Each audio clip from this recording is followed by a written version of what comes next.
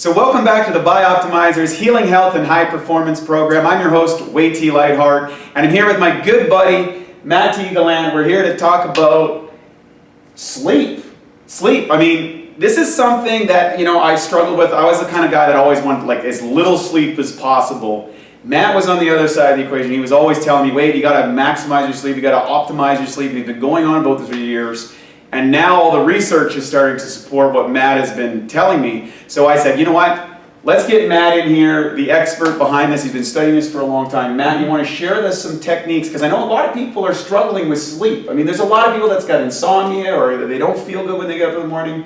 And there's a lot of reasons why, and you're going to kind of reveal what they might be and then how they can overcome it. Absolutely. So first of all, before we get into the solutions, I want to share a little bit of a story.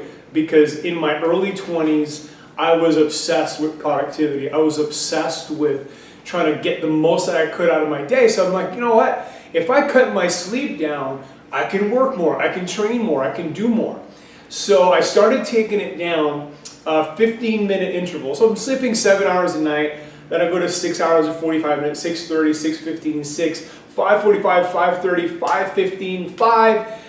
I kept going down to 4. At 4, I crashed and burned, and then I went the other way and I started reading about sleep and researching sleep and experimenting with sleep, and I haven't looked back since. So, I kind of took it right to the limit with sleep deprivation, crashed and burned, learned my lesson, and now I'm on the other side, and it's all about maximizing the quality of sleep. So, for those of you that are listening, what's the benefits of sleeping more? It's a long list. First of all, you're going to burn more fat. Your leptin levels are going to be in much better condition. Your ghrelin levels, which trigger hunger, will be more in control. So if you don't sleep, you're going to eat more the next day. That's a proven scientific fact. Your memory. I know personally, if I don't sleep that much, my memory, that day is a big drop off. I've noticed that too. Yeah, just brain performance, obviously training performance. There's just a host of side effects. And they compound. Most people are in chronic sleep deprivation. I'm not talking acute where you might not sleep enough for one night. They haven't slept enough for months or years.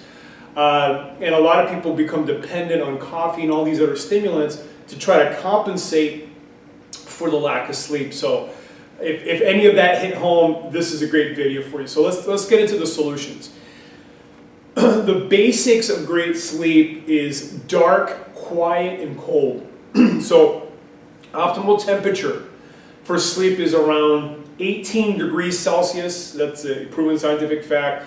And that's around, I think, 65 degrees Fahrenheit. So that's pretty cold.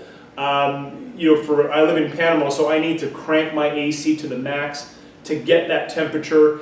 And in a perfect world, you have obviously some blankets. You need blankets and that breathe. And what that does, it keeps your head cold. As soon as your head gets a little hot, you're not going to sleep that well. So it's okay if it's cold in your room, but you got the covers over you. Correct. Your body's warm, but your head is cold. That's the key component. Yeah. As soon as your head gets hot, your sleep starts getting messed up. Okay. In fact, I have a pillow here that. Let me grab it. This is a memory foam pillow. You touch that? Wow, that's right. But also it keeps your head a little cooler too. Really? Yeah. How does it do that? It's just kind of the technology that they built the foam with. So think of everything. So that's one thing, and so cold is key. Quiet is another big one. Obviously, if you're in an environment where there's a noise, use earplugs. Earplugs are huge because they also tune you into your breath, and I know that obviously you're a breath master and you know the power of that. So a lot of times if there's noise and stuff, just putting earplugs, you're hearing your breath over everything else when you close your ears. Wow. And that helps you relax and helps you fall asleep. A lot of people also need background noise. My parents are like that. They need a fan rolling because that creates kind of a white noise background, right? Which drowns out whatever little noises might be happening on the streets or in the woods or with the dogs or whatever else. I've always found that I could sleep well with the dishwasher run. Like I'd fall asleep with the dishwasher, sounded kind of a pleasant sound. But what about a lot of people say that they can't sleep, they need the TV on to fall asleep? That's a big thing. A lot of people have TVs and stuff like that. What's your thoughts on that? Well, it's the same concept. You know, basically it creates kind of a white noise and people are able to fall asleep better. So whatever works for you. I mean, I think TV is a bad one, but you know, if you've got fans or AC because you want to keep cool, those usually for me and for most people create enough noise to drown out, again, all these little background noises. And now they have these little white noise machines. Yeah. I see that they're selling so that you can travel with them and get used to the white noise, right? Exactly. They're thinking of everything nowadays, right? Yeah, exactly. So that's the first one. The second one is quiet. But here's the biggest one. This is the monster, and this is where a lot of people, in my opinion, wreck their sleep, the quality of their sleep. We're not talking the length of sleep. We're just talking quality, and that's darkness. Now, when you're sleeping, your body produces melatonin, and that melatonin is vital to be able to energize. It's a key hormone in the body. So, but here's the main thing. If there's even a shred of light, if you're able to close your eyes and notice when your hand's in front, or open your eyes and you can see your hand, okay? If you can see your hand, it's not dark enough. So, you know, I've got blackout curtains here and it's still not dark enough. I need to go to this guy. This is definitely my primary sleep tool, and it's a sleep mask. And I've experimented with a lot of sleep masks. This is absolutely my favorite. We'll put a link down below. It's a Tempur-Pedic, the same guys who do the mattress, which we're going to talk about in a minute. But this is a really nice material. It feels good on the face. It's got the light blocker beneath here so that the light doesn't come in underneath. A lot of the cheaper ones, they just kind of cover here, right, and the light will slip in here. So this has a nice thick and this base. is pretty soft and comfortable too. Yeah, it's got the Tempur-Pedic material, so that's like memory foam on your face. I don't travel without this. I mean, this is it. And again, the quality of my sleep has definitely gone to a different level with a good sleep mask. So definitely get a sleep mask. That's a no-brainer investment.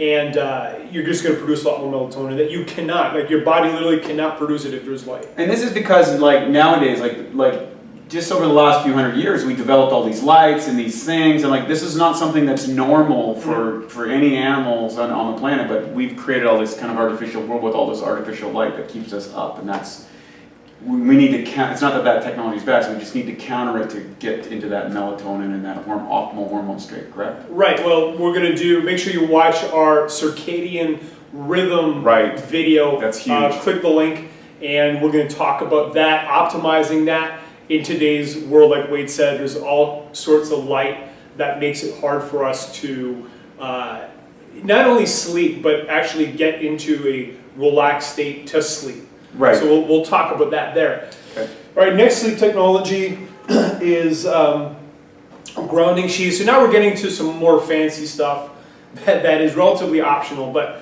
this is earthing. So in these sheets, if you can see here, there is this lining, right, which is made out of silver. Oh wow! So this conducts, okay. Yep. So you plug this. There's a plug-in right here. All right. So you plug this into the wall, and this grounds you. So most electrical appliances have that third prong. Mm-hmm. And that's a grounding. Right. So what those grounding that's different than electricity, for example, right? Right, yeah. We're not electrocuting you. This is not electric blanket. No, exactly. Electric blanket sending current. This isn't. Absolutely no current. This is actually plugging you to the earth, if you will. Mm-hmm. So grounding means that, you know, that third hole on the bottom of your electrical outlets, when you put something there, it literally goes all the way down to the earth, because your building, your house should be grounded, obviously if it's been built the last couple decades. And if, you know, that's where also they'll ground some lightning rods that drop the current into the earth. But the theory is that it pulls electrons from the earth into your body, and this is very anti-inflammatory. There's a great book called Earthing. Highly recommend you read it. Good book. And basically, your inflammation will go down with this grounding sheet, and for women, it seems to be very beneficial, more so than guys, although guys like it. And a lot of athletes use this too. I know there was a lot of big athletes that use this, especially when you're doing a lot of volume, to help reduce inflammation. Wow, that's amazing. So that's the grounding technology. That's why we're called earthlings, I guess, right? Like, it's got to be connected to the earth. Like, I know they study this a lot with astronauts, and there's some serious effects by not being actually on the Earth's atmosphere, or in the Earth's field, or on the ground. Like, there's weird things that happen with astronauts because they're not grounded, literally. Yeah. Also, a great travel tip is when you land, just go put your feet on the ground for 30 minutes. Again, it takes about 30 minutes to get the grounding benefits. Like your body, starts tuning in, and it takes about 30 minutes to get the full. It's kind of the Pretty Woman effect, right? She got Richard Gere to come out, and Julia Roberts in the movie. And he used to travel a lot, and she'd get him out and put his feet on the grass, and he felt better. Amazing, right? She was onto it. She was onto it. All right, next technology is a air ionizer. This will help improve the air in your room. This is from an Australian company called Elanra. Again, we'll put the link below. It produces the best ionized oxygen that I've been able to find. So basically, I put this kind of next to my head, near my head, and it's producing oxygen, ionized oxygen, which helps detoxify your lungs, and very powerful, very beneficial. So, and it's a good travel one too. That's small. It is small. As we both know, the world's oxygen, especially in cities, has dropped significantly from nature. So I think we need to start looking at this type of technology to counter the deficit in oxygen. Right.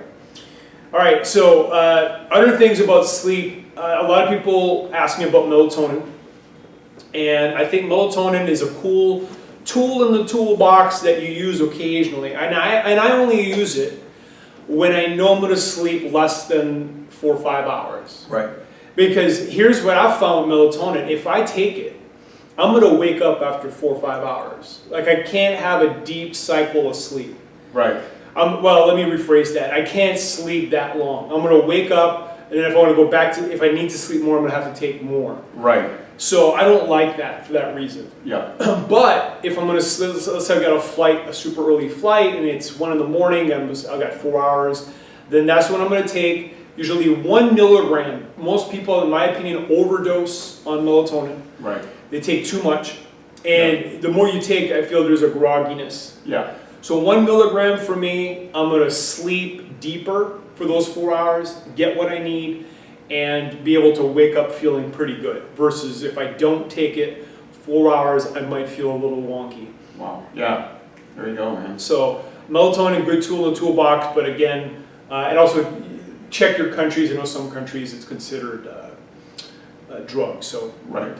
We're talking to those of you that can take it. Right. Any other little tips that we need to know? I mean, they covered quite a bit here. Yeah. Well, we're going to cover some more stuff in the circadian rhythm video, which is going to be different. Yeah. But bottom line is, guys, quiet, dark, and cold. 3 main things you need. Again, you unless you've got a really pitch black room, use the sleep mask. That's probably the biggest tool that any of you guys can use. Get a good sleep mask. Wow, well, thanks so much, man. I mean, boy, I learned a lot, and I hope you did too. You can start applying some of these technologies. Of course, we have some more stuff on the links below, and don't forget to check the circadian rhythm video as well, because that's kind of correlated with this whole process. So I want to thank you, Matt, for joining us. I really appreciate it. And for you out there, this is BiOptimizers Healing Health and High Performance Program. If you have any questions, drop by the website, and we'll see you on the next lesson.